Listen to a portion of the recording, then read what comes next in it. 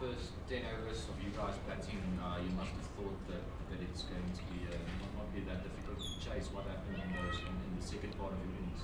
No, I think it was always going to be a difficult chase. You only have to lose one or two wickets or have one poor over, and that rate just creeps up on you. So it was always going to be difficult. We needed to maintain that the whole way through.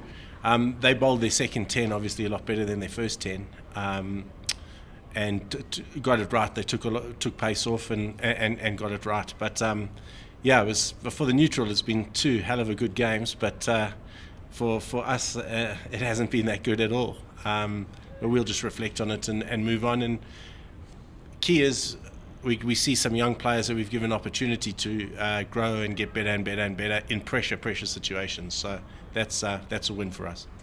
That last over of South Africa's innings that Miller I think 28, is that the turning point? Yeah, of course it was. And if we're brutally honest with ourselves, I thought we batted exceptionally well. I thought we bowled very poorly today. As a unit, we were, apart from Imad Wasim, who obviously was outstanding. The other unit was poor, and that's something that we're going to have to look at. We didn't execute well.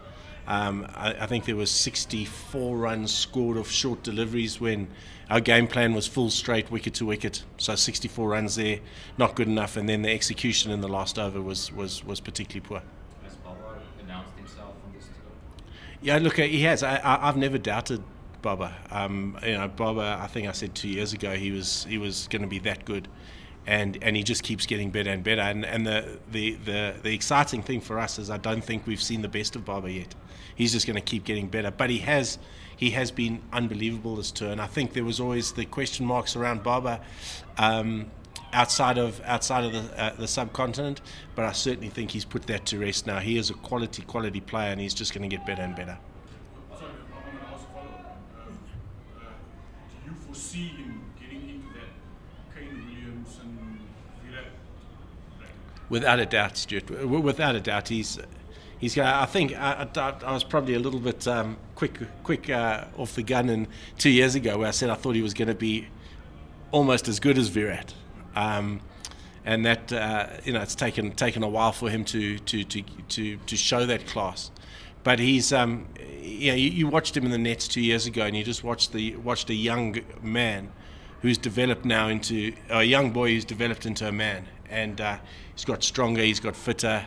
His game gets better and better all the time, and I certainly think he's going to be in the top 5 in the world very, very soon across all formats. Mickey, how far off from your expectations would you say the performance that the boys have put in both the ODIs and the T20s are? Yeah, look, I thought the ODIs, apart from the last one, I thought we were good. There were little moments in all those first 4 games where both sides could have won. South Africa got across the line, we got across the line, made it 2-2. I think that was probably a fair reflection of where it was, and then we were outplayed in the last one, which was disappointing. Our one-day cricket is good though. It's good. You've got to understand we're outside of our conditions. So we're learning and getting better all the time. So I'm comfortable. I'm disappointed here because we haven't lost a 2020 series in 11.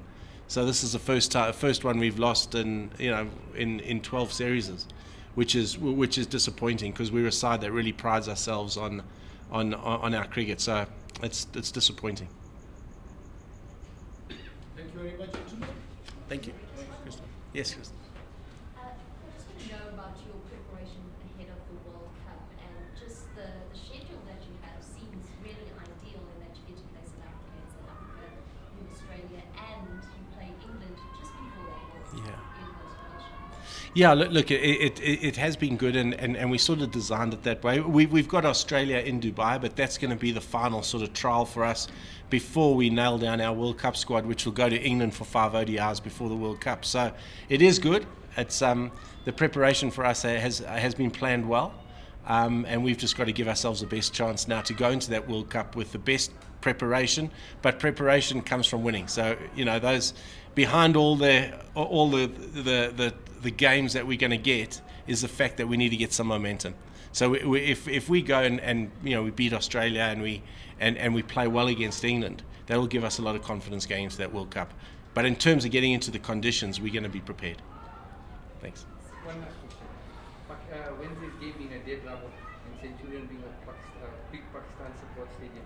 What message you got for the Pakistani fans to come to the game? Well, there's no game such as a dead rubber for us. The series might be done, but we're taking it unbelievably seriously. We don't like losing. That dressing room is hurting at the moment, and we're gonna get it all together to give it one last real push in South Africa to go away with something really positive. Thank you very much. Thank you.